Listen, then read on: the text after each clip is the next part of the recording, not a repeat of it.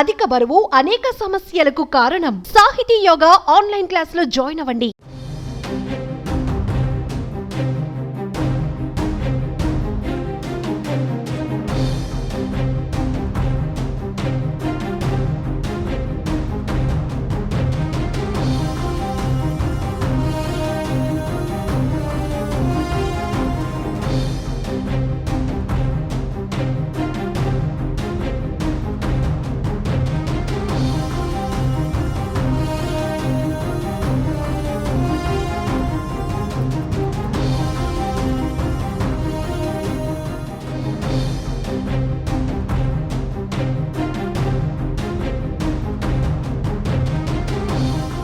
ప్రపంచాన్ని భూకంపాలు వణికిస్తున్నాయి. ప్రపంచాన్నే కాదు భారత్ని కూడా భూకంపాలు వణికిస్తున్నాయి.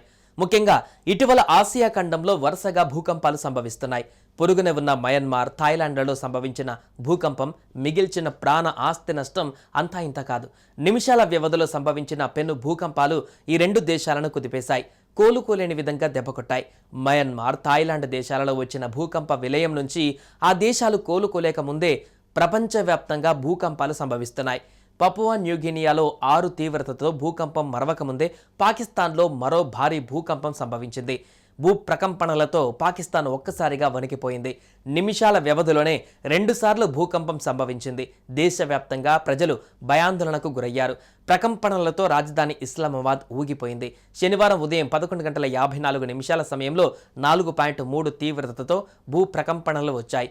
పాక్, ఆఫ్ఘాన్, తజికిస్తాన్ సరిహద్దు సమీపంలో భూమికి 88 కిలోమీటర్ల లోతులో భూకంప కేంద్రం ఉన్నట్లుగా గుర్తించారు. ప్రధానంగా స్వాత్, ఖైబర్ పఖ్తుంఖ్వాలోని పరిసర ప్రాంతాలలో ప్రకంపనలు సంభవించాయి. కేవలం 36 నిమిషాల తర్వాత మధ్యాహ్నం 12:30 రెండవసారి భూమి కంపించింది. రిక్టర్ స్కేలు పైన 5.5 తీవ్రతగా నమోదైంది. 10 కిలోమీటర్ల లోతులో భూకంప కేంద్రం ఉన్నట్లుగా గుర్తించారు. ఇక ఈ ప్రకంపనలతో పాకిస్తాన్లోని కొన్ని ప్రాంతాలలో భవంతులు నేలమట్టమైనట్లుగా తెలుస్తోంది. ప్రాణ నష్టం, ఆస్తి నష్టానికి సంబంధించిన వివరాలు ఇంకా వెల్లడి కాలేదు. నేషనల్ సెంటర్ ఫర్ సిస్మాలజీ ప్రకారం కేవలం 10 కిలోమీటర్ల లోతులో ఏర్పడిన భూకంప కేంద్రాలు రాజధాని ఇస్లామాబాద్తో పాటు మరికొన్ని ప్రాంతాలలో ప్రకంపనలకు గురి చేసింది. ఈ భూకంప తీవ్రత భారత్లోనూ కనిపించింది. Delhi, national capital region, Jammu కాశ్మీర్లలో ప్రకంపనలు రికార్డయ్యాయి.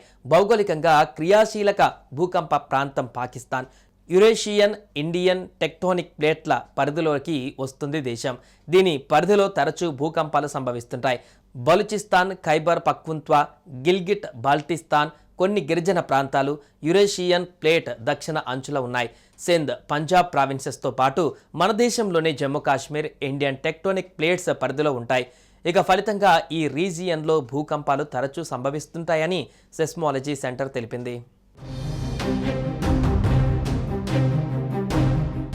భూకంప కేంద్రం 10 కిలోమీటర్ల లోతులోనే ఉండడం ఆందోళన కలిగిస్తున్నట్లు పేర్కొన్నారు. లోతు తక్కువగా ఏర్పడిన భూకంపాల వలన ఎక్కువ నష్టం ఉండే అవకాశం ఉంటుంది. వీటి వలన భూమి భారీగా చీలికలకు గురయ్యే ప్రమాదం ఉంది. యురేషియన్ ఇండియన్ టెక్టానిక్ ప్లేట్ల మధ్య పాకిస్తాన్ ఉంది. ఈ ప్రాంతం ఎక్కువగా భూకంపం సంభవించే రీజియన్లో ఉంది. ప్లేట్స్ కదలికలు, సర్దుబాట్ల వలన అప్పుడప్పుడు పాక్లో భూకంపాలు నమోదవుతూనే ఉంటాయి. బలూచిస్తాన్, ఖైబర్ కనుమలు, గిల్గిత్ బాల్టిస్తాన్ మొదలైన ప్రాంతాలు యురేషియన్ ప్లేట్కు దక్షిణంగా ఉన్నాయి. సింధు, పంజాబ్, పాక్ ఆక్రమిత కాశ్మీర్ ప్రాంతాలు ఇండియన్ టెక్టానిక్ ప్లేట్లకు నార్త్ వెస్ట్ దిశలో ఉన్నాయి.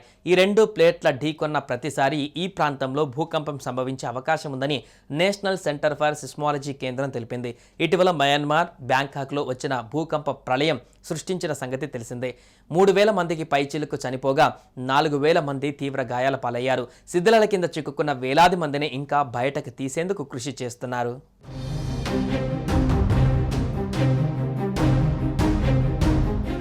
సుమన్ టీవీలో మీ పర్సనల్ అండ్ బిజినెస్ ప్రమోషన్స్ కోసం కింది నెంబర్కి కాంటాక్ట్ చేయండి.